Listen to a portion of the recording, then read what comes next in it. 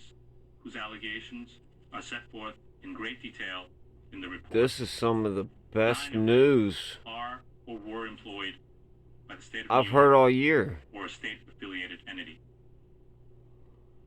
The complainants interacted with the governor under different circumstances. For example, some of them met with him regularly as an executive assistant or as members of his staff, or as I said, as a trooper. And I just had to document it. While others only met him once. But all of them experienced harassing conduct from the governor. Some suffered through unwanted touching and grabbing of their most intimate body parts. Others suffered through repeated, offensive, sexually suggestive, or gender-based comments. A number of them endured both. None of them welcomed it, and all of them found it disturbing, humiliating, uncomfortable, and it's about time one of these lefties go down. Now we find that it was unlawful sex-based harassment. Our investigation has also found that the executive chamber responded. You ain't smiling now, are you, buddy? Their own internal policies, and also constituted unlawful retaliation with respect to one of the complainants.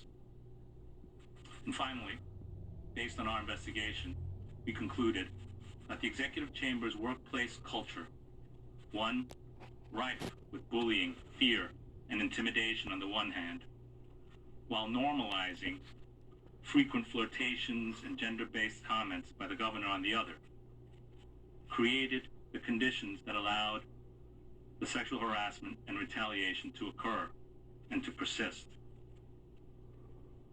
As the Attorney General has said, we reached these findings and conclusions after a thorough and independent investigation. We were allowed to, and did, follow the facts, without fear, without favor. As you will see in the report, our findings are supported by extensive evidence that includes interviews and testimony from 179 witnesses and review of tens of thousands of documents. I'll now turn it over to my colleague Ann Clark to walk through some of the specifics related to the sexual harassment, the policy violations, and the retaliation. Oh, he's a sex offender now.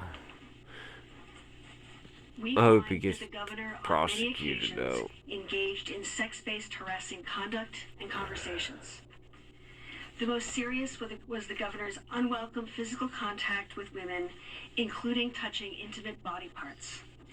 He engaged in this conduct with state employees, including those who didn't work in the executive chamber, as well as non-employees.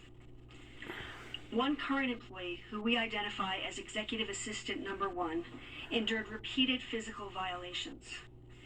On November 16, 2020, in the Executive Mansion, the governor hugged Executive Assistant Number 1 and reached under her blouse to grab her breast. This was the culmination of a pattern of inappropriate sexual conduct, including numerous close and intimate hugs, where the governor held her so closely that her breasts were pressed against his body, and he sometimes ran his hands up and down her back while he did so. There were also several occasions on which the governor grabbed her butt. Oof. Executive Assistant Number 1 had vowed that she was going to take these violations, as she put it, to the grave. She was terrified that if she spoke out, she would lose her job. But she broke down in front of colleagues when she heard the governor on March 3rd, 2021, in his press conference claim that he had never touched anyone inappropriately.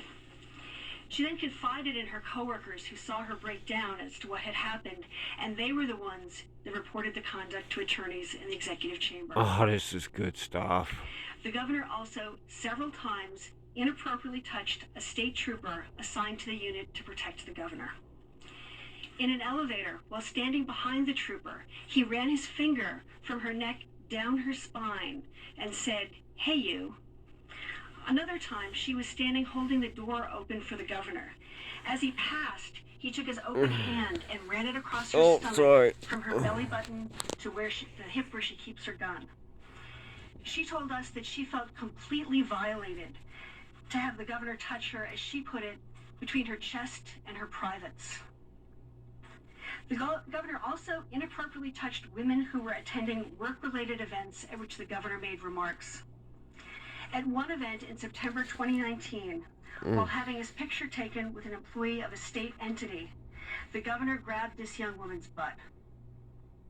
At another event in May of 2017, the governor pressed and ran his fingers across the chest of a woman while reading the name of her company, whose logo was on her chest. God, that's hard to hold a The phone. governor also engaged in a widespread pattern of subjecting women to unwanted hugs and kisses and touching them in ways that made them uncomfortable. Conduct that is not just old-fashioned, affectionate behavior, as he and some of his staff members would have it, Oh, you're but going to unlawful prison. sex-based harassment. In addition to the physical conduct, our investigation found that the governor regularly made comments to staff members and state employees that were offensive and gender-based. For example, the governor crossed the line many times when speaking with Charlotte Bennett, a briefer and executive assistant, particularly in spring of 2020. When she confided in the governor that she had been sexually assaulted in college, he asked her for the details of her assault. When talking about potential girlfriends, he said he thought he could date women as young as 22, knowing that Miss Bennett was 25 at the time. He asked her whether she had ever been with older men. He told her that he was lonely and wanted to be touched. He asked her if she was monogamous and what she thought about monogamy. He speculated on how her history as a sexual assault survivor might affect her romantic life. He told her that she looked like Daisy Duke. He suggested that she had a tattoo she was contemplating on her butt. Oh, I'm and sorry, asked I if she should had be any laughing. piercings anywhere other than her ears. Miss Bennett texted to a friend on the day where many of these comments were made that she was upset and confused and that she was shaking. Another example is the governor's comments to the state trooper, the same trooper he touched on the stomach and back. After the governor had become single, he asked the trooper how old she was. When she responded that she was in her late 20s, he said, "That's too old for him." He then asked her how much of an age difference he thought he could have between him and a girlfriend and have the public still accept it.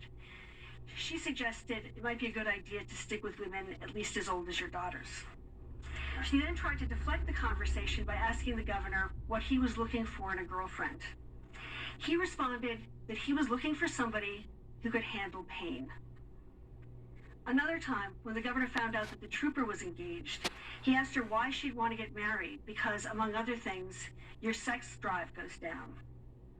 As detailed in the report, employees recounted a pattern of similarly offensive comments and conversations, such as the governor repeatedly asking Executive Assistant Number 1 whether she would cheat on her husband, saying to her, "If you were single, the things I would do to you," telling her that she looked great for her age, which was early 30s, and for a mother, calling her and coworker Alyssa McGrath mingle mamas, comparing Mingle Lindsay Boylan mamas. to a more attractive version of one of his ex-girlfriends and to actresses.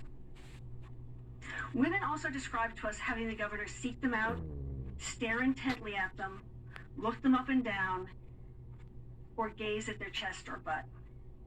In sum, the governor routinely interacted with women in ways that focused on their gender, sometimes in explicitly sexualized manner, in ways that women found deeply humiliating and offensive. Both federal and state law prohibit gender-based harassment in the workplace. In fact, the governor himself, in August of 2019, passed a law that eliminated in New York State the requirement that harassing conduct needed to be severe or pervasive. In New York, a woman need only show that she was treated less well, at least in part, because of her gender. The governor's conduct, detailed in the report, clearly meets and far exceeds this standard. We also find the executive chamber failed to follow its own harassment policies and procedures, ones that on paper are consistent with New York legal This is requirements. good. This was exemplified by the handling of Charlotte Bennett's complaint. In June of 2020, Ms. Bennett told the governor's chief of staff about recent conversations of a sexual nature that were so uncomfortable that she no longer wanted to interact with the governor. The Chief of Staff relayed Ms. Bennett's complaints to others in the governor's inner circle and transferred Ms. Bennett within days. 2 weeks later, the Chief of Staff and a special counsel spoke with Ms. Bennett, who detailed interactions with the governor that went back to May of 2019. The Chief of Staff and special counsel both found Ms. Bennett to be credible. The Chief of Staff consulted with the special counsel and with Melissa DeRosa, the secretary to the governor, and they decided they did not need to report this to the governor's Office of Employee Relations, GOER, or conduct any meaningful investigation.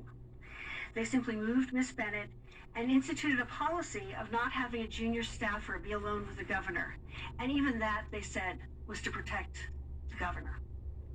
That response I don't know if we find was a YouTube will violation of the executive chamber's censor this harassment from being policy, posted. which clearly requires that all possible harassment be reported to GOER and investigated. Now, 6 months later, in December of 2020, when Lindsay Boylan tweeted that she had been sexually harassed by the governor, the executive chamber once again failed to report the issue to GOER. Although Ms. DeRosa, the special counsel, and certain other advisors knew about the allegations that Charlotte Bennett had made that the special counsel had found credible, no one treated Ms. Boylan's allegations seriously other than as a threat to the governor. Alright, I gotta quit. Rather than any effort to determine if the That's governor a long had enough engaged in a pattern video. of sexually harassing behavior, You a guys team of get the senior point. staffers, You'll see it. former staff, You'll hear about it and for the outside next week or confidants two. with no official title or role Have a good one. mobilized to attack